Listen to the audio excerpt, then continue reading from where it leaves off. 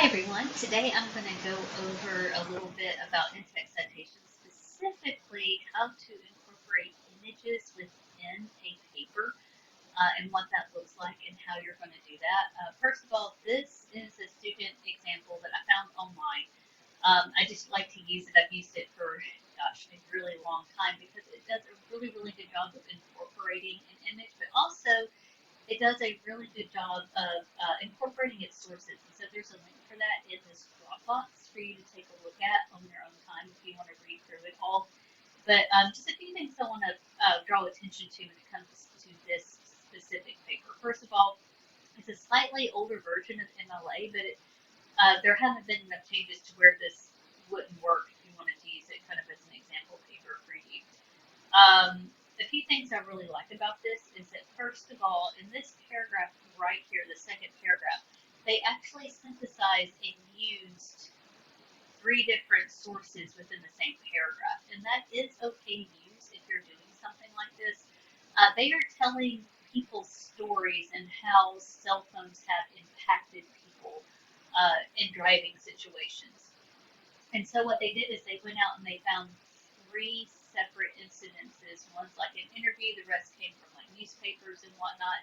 And they took this information and condensed it down, and they used different ways to use those in-text citations within the same paragraph, just so that way, one, is not so choppy and not so repetitive, um, and two, it just makes it a little bit easier on the eyes. So just taking a quick look at this paragraph, no one can deny that cell phones have caused traffic deaths and injuries.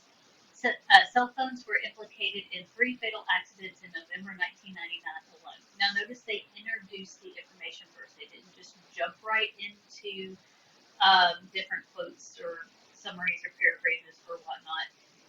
They introduced it, and you always need to do that. So the first one that they did here, they are going to wind up using a direct quote. You can see that it uses quotation marks. It says, early in November, 2-year-old Morgan Pena was killed by a driver distracted by his cell phone. Morgan's mother, Patty Pena, reports that the driver ran a stop sign at 45 miles per hour, broadsided my vehicle, and killed Morgan as she sat in her car seat. So right here is a direct quote. It has the quotation marks. Here they introduce the quote by the person saying it. Notice there's nothing in parentheses after the quotation marks in. That's because they introduced that quote by the person who said that. You do not need to put anything in parentheses afterwards if you did something like that. The next thing it does, it goes almost immediately into the next source. A week later, corrections officer Shannon Smith, who was guarding prisoners by the side of the road, was killed by a woman distracted by a phone call. And here they have the creator of the article who wrote about that information in parentheses afterwards. And so they could have said, according to Besthoff, a week later, corrections officer, go on with the quote, and then they would not have had to put it in parentheses afterwards. But they mixed it up a little bit, so that way it's a little bit different. It's not the same. It doesn't become overly formulaic, and that was a really, really good way to do it. Also, one of the things I appreciate is that the first one was a direct quote, and then the very next one was a summary of the information. So it's really important to kind of mix it up so you're not just using direct quotes all the time. To have some summaries, paraphrases, and direct quotes, a little combination of all three within your paper as you're incorporating these sources. And then it goes just immediately into another one. On Thanksgiving weekend of that same month, John and Carol Hall were killed when a Naval Academy midshipman crashed into their parked car. The driver said in court that when he looked up from his cell phone, he was dialing. He was 3 feet from the car and no Tom was stuck.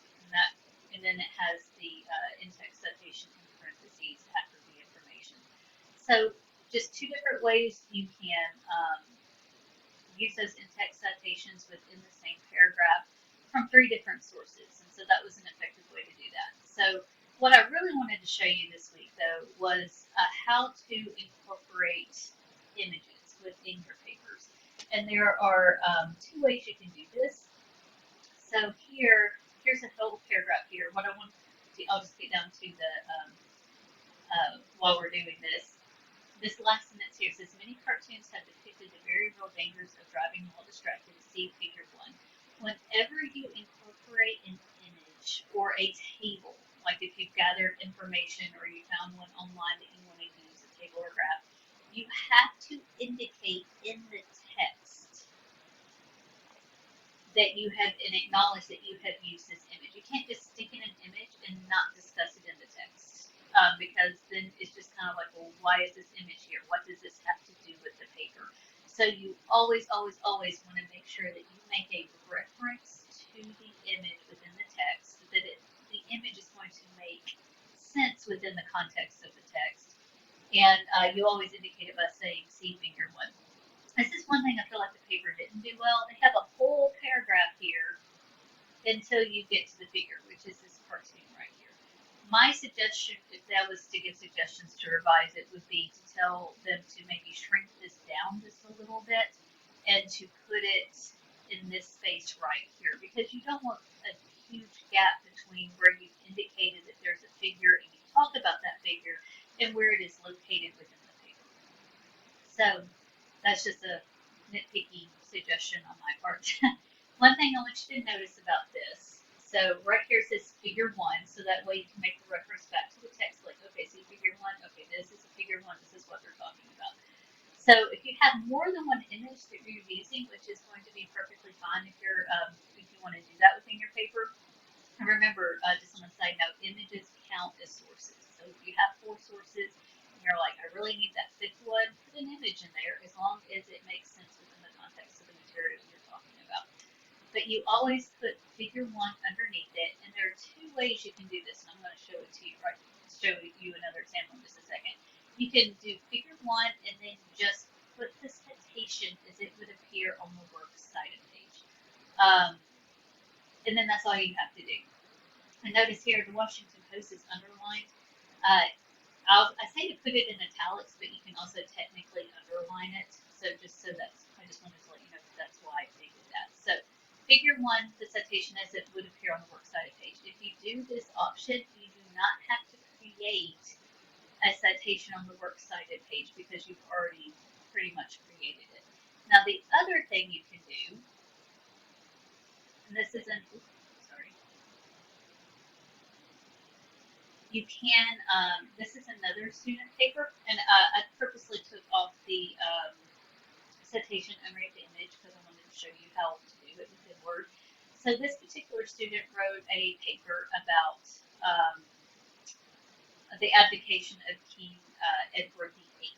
So here you have the beginning. In 1934, King George V wrote in a letter to the Prime Minister, after I'm dead, the boy, Edward VIII, will ruin himself in 12 months. Notice right here, there's nothing after the quotation marks because she indicated that George V said that quote, and so that would be indicated in her works cited page. With his father saying this, it is obvious that Edward was expected to fail from the beginning. In December 1936, he surrendered to the presumptions of his failure and abdicated the throne. See figure 1. So right here, she has put her image. Now we need to use a citation underneath this image. And so what you do here is you go click on, if you have Word, you click on reference, and then, make sure my cursor is in the right spot. It would be bad if it didn't have it in the right place for you. You put insert caption. And up here, this thing that says figure 1 pops up. That's all you have to do. You can't like backspace and change it or anything. So you would keep it like that. Now let's say this was a graph or a chart for some reason. You would do that. You would click table instead. But this is an image, so we're just going to say figure. So you click OK, and it puts figure 1 down for you. So in the previous example that I showed you, it had the citation as it would appear on that works cited page. Here, I'm just going to make a description. So this was Edward VIII giving his a. Make sure I'm spelling this right.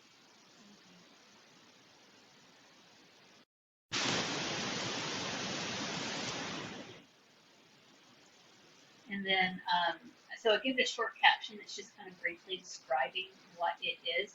And she actually got this image from the Encyclopedia Britannica. There wasn't a specific person who created this image that was given credit to. So in my Works Cited page, it's going to be Encyclopedia Britannica, so I'm going to put that here.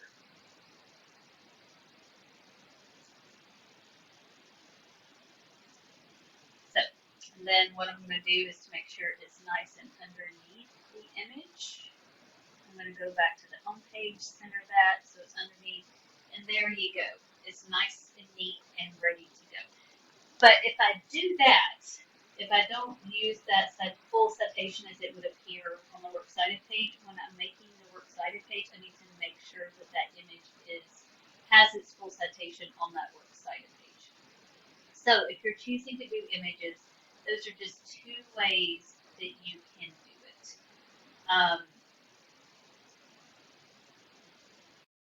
So I just wanted to give you a little bit of note about next week as well.